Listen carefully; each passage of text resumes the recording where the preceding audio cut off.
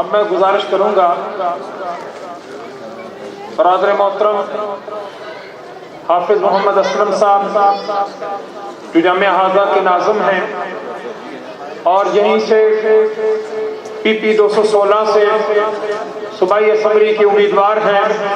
میں ان سے گزارش کروں گا کہ وہ تشریف لائیں اور آپ سے مخاطب۔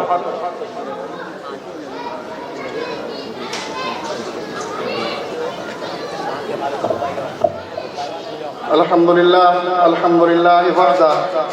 والصلاة والسلام علی من لا نبی بعدہ، اما بعد فاعوذ باللہ من الشیطان الرجیم، بسم اللہ الرحمن الرحیم۔ یا ایھا الذین آمنوا اتقوا اللہ وکونوا مع الصادقین، قال النبی صلی اللہ علیہ وسلم الخلق عیان اللہ، صدق اللہ العظیم وصدق رسولہ النبی الکریم۔ محترم صدر ادارہ میاں منیر احمد بودلہ صاحب، نائب صدر سید عبد القادر شاہ صاحب، ہمارے جنوبی پنجاب تحریک اسلامی کے کارواں کے امیر رو محمد ظفر صاحب، ادارہ ہاضہ کے محتمم ادارہ مولانا عبدالرزاق صاحب، ڈاکٹر اشرف علی عتیق صاحب اور تمام جماعت کے قائدین، عزیز طلبہ اور طلبہ کے والدین، عزیز و اقارب اور جامع علوم کے وہ محسنین جو اس ادارے سے محبت کرتے ہیں،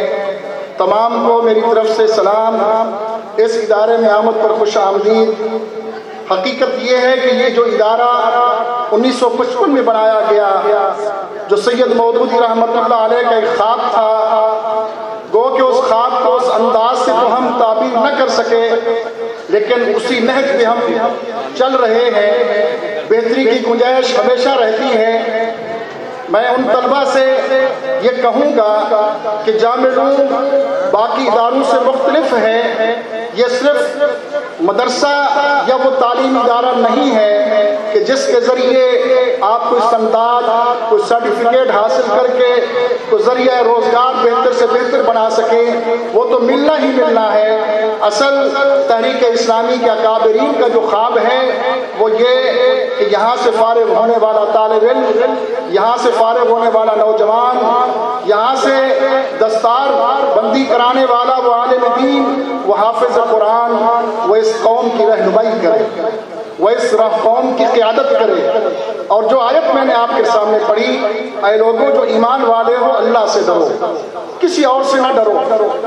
کسی حوالے سے بھی جو خوف ہے وہ صرف اللہ کا ہونا چاہیے، اللہ کے علاوہ کسی اور کا نہیں ہونا چاہیے۔ اور پھر اللہ نے ساتھ یہ بھی فرمایا کہ تم سچے لوگوں کے ساتھ کھڑے ہو جاؤ، جو سچائی، جو امانت اور دیانت، یہی ایک پیغام ہے جو نبی مہربان صلی اللہ علیہ وسلم نے پہلی دعوت پر کوہ صفا میں اپنے اعزاء اقرباء کو اکٹھا کیا، اور پھر اس کا اختتام حجۃ الوداع کے موقع پر اس پیغام کے ذریعے ہوا کہ آج کا دن، آج کا یہ مہینہ، یہ متبرک جس طرح ہے، اسی طرح آج کے دن کے بعد اور ابھی سے کسی کو کسی کالے اور گورے پر کوئی فضیلت نہیں ہوگی، کسی امیر اور غریب کو، کسی عرب اور عجم کو، کسی غلام اور آقا کو اگر ہوگی تو اس معیار پر ہوگی کہ ان اکرمکم عند اللہ اتقاکم، تم میں سے معزز اور محترم وہ ہوگا جو تم میں سے بہترین تقوی والا ہوگا، جس کے دل میں اللہ کی محبت، اللہ کا خوف ہوگا۔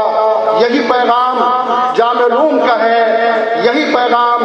سید مودودی رحمۃ اللہ علیہ کا ہے، اور یہی پیغام جماعت اسلامی کا ہے۔ میں بچوں سے،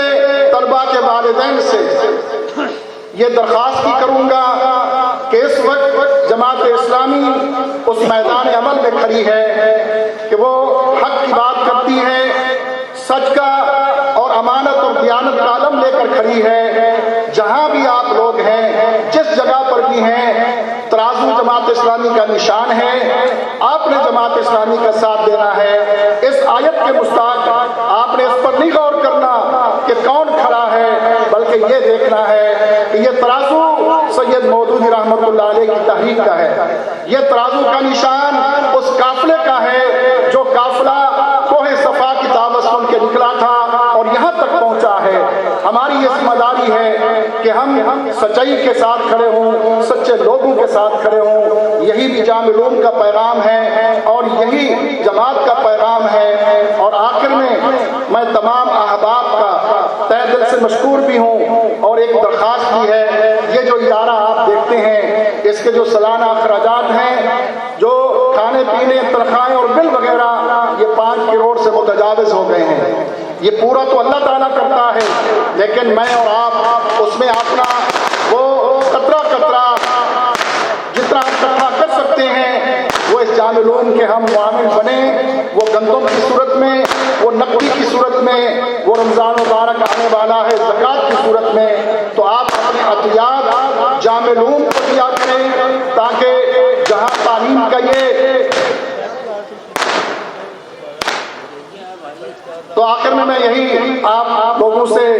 اجازت بھی چاہوں گا اور درخواست بھی کروں گا کہ آپ اپنے گھر سے، اپنے علاقے سے ان بچوں کو یہاں داخل کرائیں کہ جو پڑھنے والے ہوں اور جن کے دل میں یہ محبت ہو دین کی، تو انشاءاللہ یہ جامع علوم ان بچوں کی سرپرستی بھی کرے گا، تحریک اسلامی اس کی سرپرستی کرے گی، اور ہمارے اس ادارے کے ذمہ داران اور جماعت اسلامی کی قیادت بالخصوص امیر محترم صوبہ رو محمد ظفر صاحب اور تمام احباب یہ اس ادارے سے محبت بھی کرتے ہیں اور ان کے خواب بھی ہے کہ وہ خواب سید مودودی